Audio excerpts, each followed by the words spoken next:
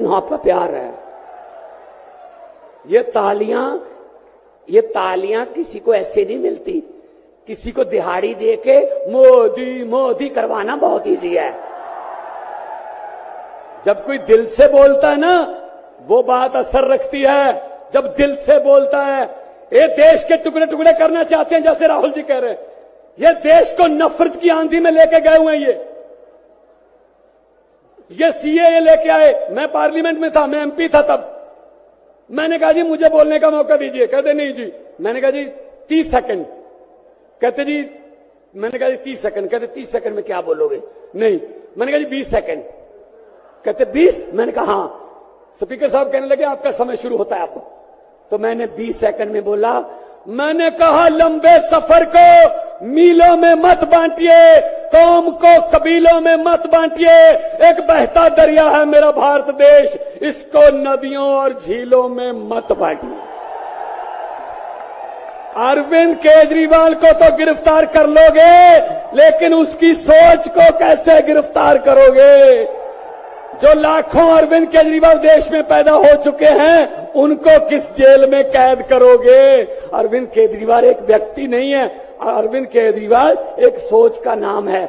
India गठजोड़ इकट्ठे हैं, सब इकट्ठे हैं। आज सभी के, मेरे ख्याल में कईयों के तो कैमरे भी कांपने लग गए होंगे। ये इकट्ठे कैसे बैठ गए? ये चाहते नहीं हम इकट्ठे बैठे। कभी ये इधर से, कभी इधर से, कोई अफवाह। लेकिन मैं ये कहना चाहता हूं सबको कि आओ इकट्ठे हो जाएं और इन भ्रष्टाचारियों को कह दो, भगवंत मान ने बोला था, इन भ्रष्टाचारियों को कह दो कि जितने मर्जी इकट्ठे कर लो, पैसे, हीरे, मोती, मगर ख्याल इतना रहे कफन पे जेब नहीं होती। कोई पैसा साथ नहीं जाएगा। लूट लो देश को, कितना लूटना है। गरीबों की बद्दुआएं ना लो, गरीबों की बद्दुआएं ना लो। हर बात पे झूठ चल रहा है, हर बात पे जुमला चल रहा है। झूठ पे झूठ, जुमले पे जुमला। अभी जुमले बनाने वाली फैक्ट्रियां चल रही हैं। अभी आने वाले दिनों में आपके पास नए नए जुमले आएंगे, यकीन मत करना। मैंने तो पार्लियामेंट में बोल दिया था, मैंने कहा जी 15 लाख की रकम लिखता हूं तो कलम रुक जाती है। 15 लाख की रकम लिखता हूं तो कलम रुक जाती है। काले धन के बारे में सोचता हूं तो स्याही सूख जाती है। हर बात ही जुमला निकली। मोदी जी, अब तो ये भी शक है, क्या चाय बनानी आती है? मुझे लगता चाय भी नहीं बनानी आती होगी, जिस किस्म का झूठ चल रहा है। दोनों हाथ ऊपर खड़े करके 2 नारे लगा दीजिए, इनकलाब, इनकलाब, भारत माता की, वंदे, बोले सोनिहाल। बहुत स्टेज पे इंडिया गठबंधन के वरिष्ठ नेता खारगे जी, सोनिया जी, शरद पवार जी, भगवंत मान जी, चंपा सोरेन जी, अखिलेश यादव जी, तेजस्वी यादव जी, सीताराम येचुरी जी, फारूक अब्दुल्ला जी, डी राजा जी, भट्टाचार्य जी, महबूबा मुफ्ती जी, डेरेक ओब्रायन जी, कल्पना सोरेन जी, त्रिची सिल्वा जी, सुनीता केजरीवाल जी, देवराजा जी, तिरुतोल जी, खुर्रम अनीस उमर जी, और स्टेज से मैं केजरीवाल जी और सोरेन जी का भी नाम लेना चाहता हूं, क्योंकि वो आज यहां है नहीं, मगर दिल में हम सब एक साथ खड़े हैं। भाइयों और बहनों, इंडिया गठबंधन के कार्यकर्ताओं, आप सबका यहां बहुत बहुत स्वागत, नमस्कार।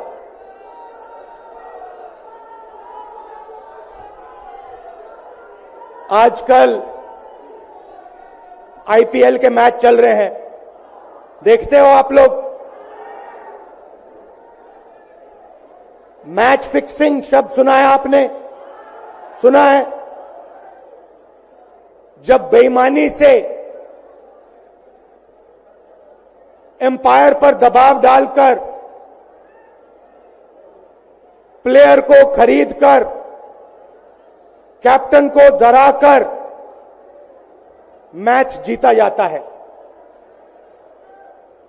क्रिकेट में उसको मैच फिक्सिंग कहा जाता है। हमारे सामने लोकसभा का चुनाव है। अंपायर किसने चुने? नरेंद्र मोदी ने। हमारी टीम में से मैच शुरू होने से पहले 2 खिलाड़ियों को अरेस्ट करके अंदर कर दिया।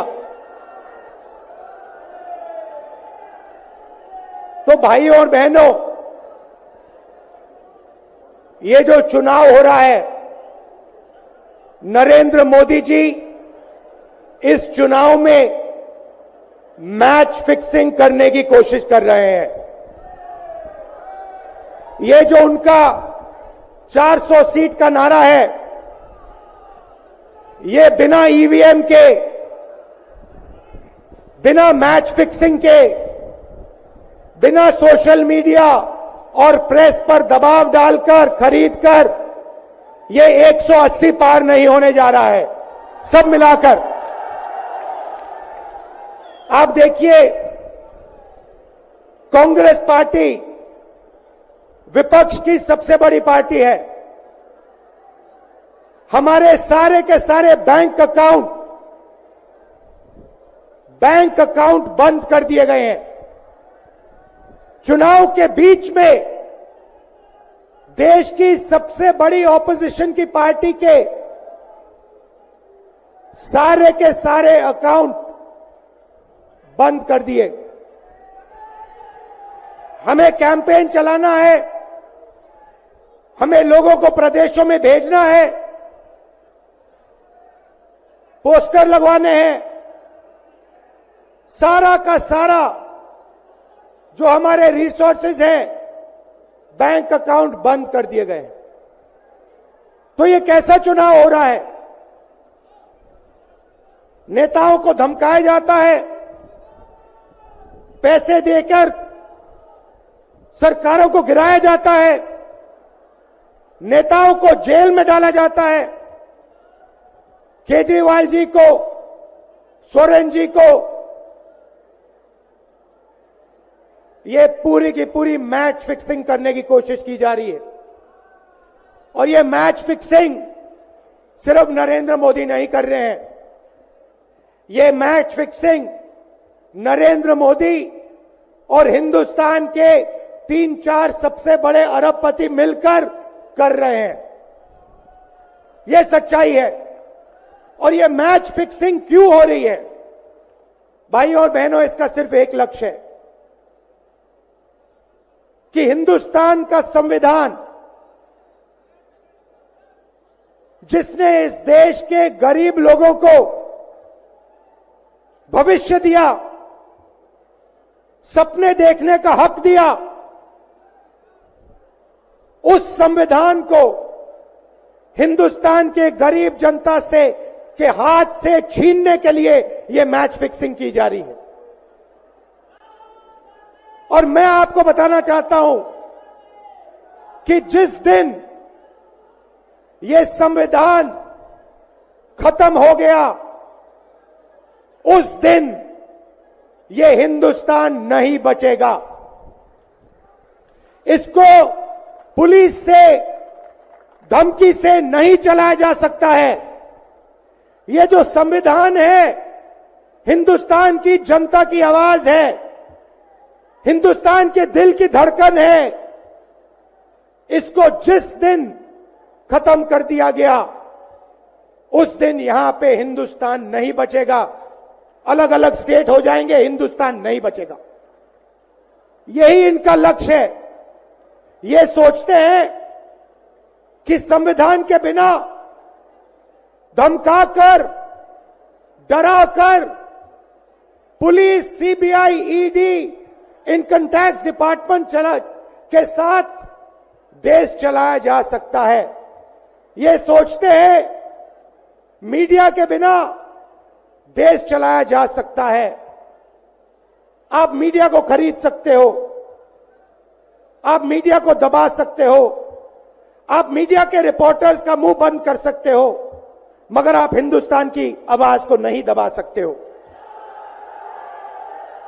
इस आवाज को कोई नहीं दबा सकता। दुनिया में कोई ताकत नहीं है जो इस आवाज को दबा सकती है। भाइयों और बहनों, बीजेपी के एमपी ने कहा कि जैसे ही हम चुनाव जीतेंगे,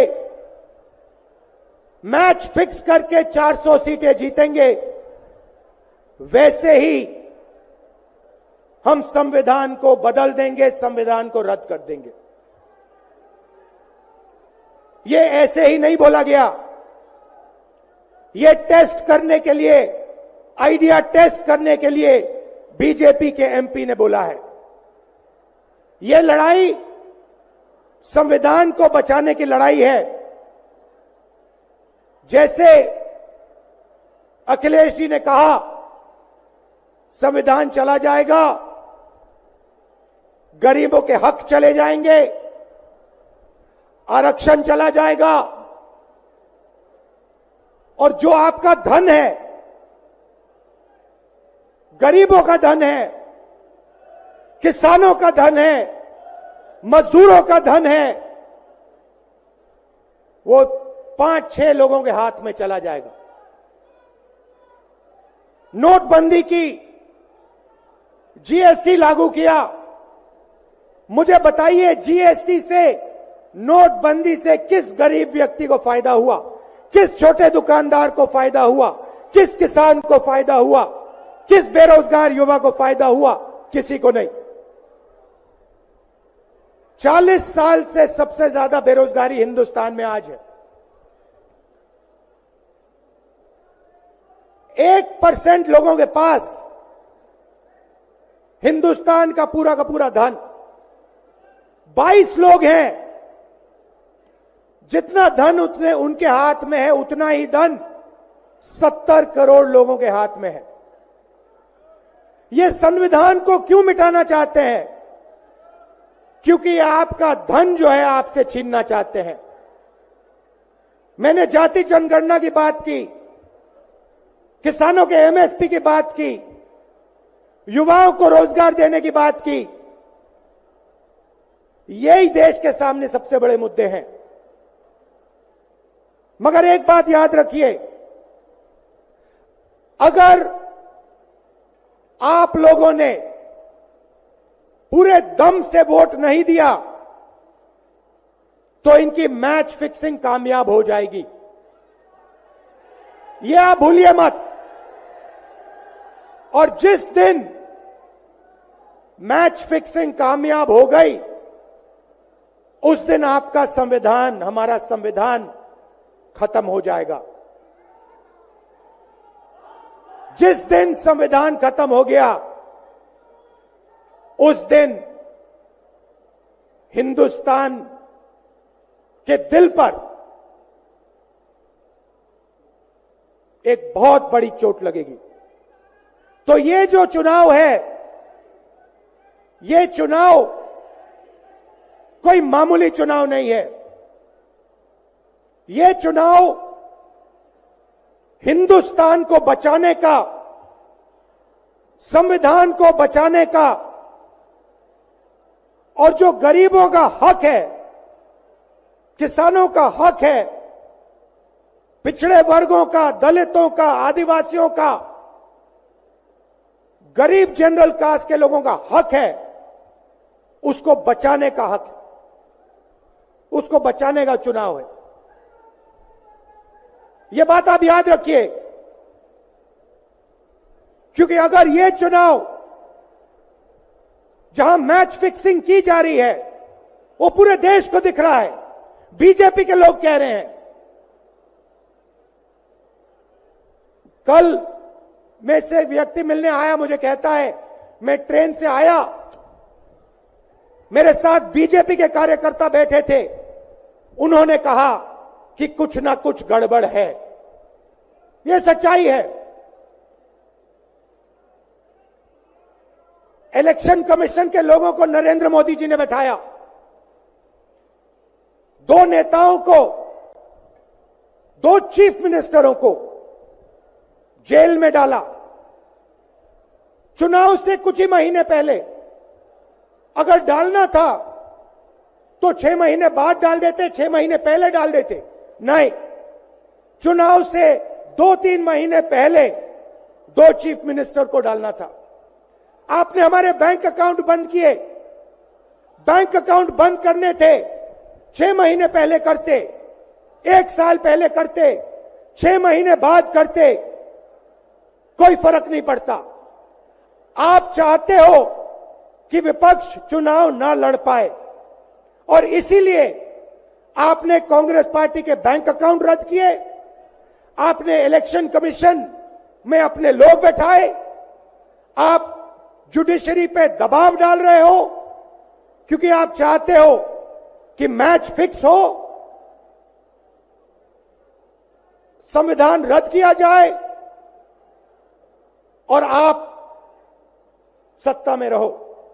मगर भाई और बहनों, मैं सच बोलता हूं और मेरी बात आप अच्छी तरह सुन लो। अगर हिंदुस्तान में मैच फिक्सिंग का चुनाव बीजेपी जीते और उसके बाद संविधान को उन्होंने बदला, तो इस पूरे देश में आग लगने जा रही है। जो मैंने कहा याद रखो, ये देश नहीं बचेगा। ये चुनाव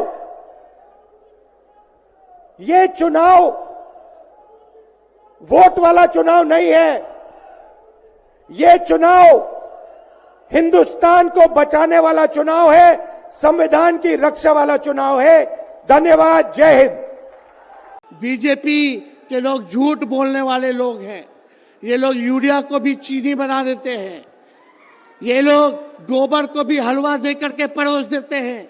ये लोग आंख फोड़ करके चश्मा दे देंगे और फिर बोलेंगे देखो हमने चश्मा दिया। ये झूठी पार्टी है, इसलिए इन पे विश्वास मत कीजिएगा। मोदी जी कहते हैं कि उनका गारंटी मजबूत गारंटी है, गारंटी की बात करते हैं। हम बोलते हैं मोदी जी की गारंटी वैसे ही गारंटी है जैसे चाइनीज माल होता है, 2-4 बार इस्तेमाल करोगे और वो गारंटी जो है खत्म हो जाता है, टूट जाता है। I am not mentioning the names of any of the dignitaries on stage except for 2. We have 2 empty chairs for them. Mr. Arvind Kejriwal and Mr. Hemant Soren, you are with us in spirit. Let me first state, the All India Trinamool Congress is very much, was, is and will be part of the India Alliance. This is a fight, BJP versus democracy. This is a fight for guarantee which has zero warranty. Modi guarantee, zero warranty. Zero warranty when it comes to price rise. Zero warranty when it comes to jobs. Zero warranty when it comes to protecting your institutions, the people's institutions. Friends, after the tragedy of Pulwama, former Governor Satyapal Malik, not me, not any party from here, former Governor Satyapal Malik has publicly said that Narendra Modi did not even want to know the truth to come out. The truth about 40 of our brave Jawans who sacrificed their lives. What did Narendra Modi want to hide? Why did Narendra Modi do cheap politics when our Jawans sacrificed their lives? Desperately seeking votes was Modi. We want the truth to come out to honor our brave Jawans. We demand a white paper so the truth comes out. Sagarika Ghosh, my colleague, will use the remaining time to speak in Hindi. Greetings from Mamta Banerjee, who has begun her campaign in Bengal today as we speak to take on the BJP. Greetings and good wishes from her.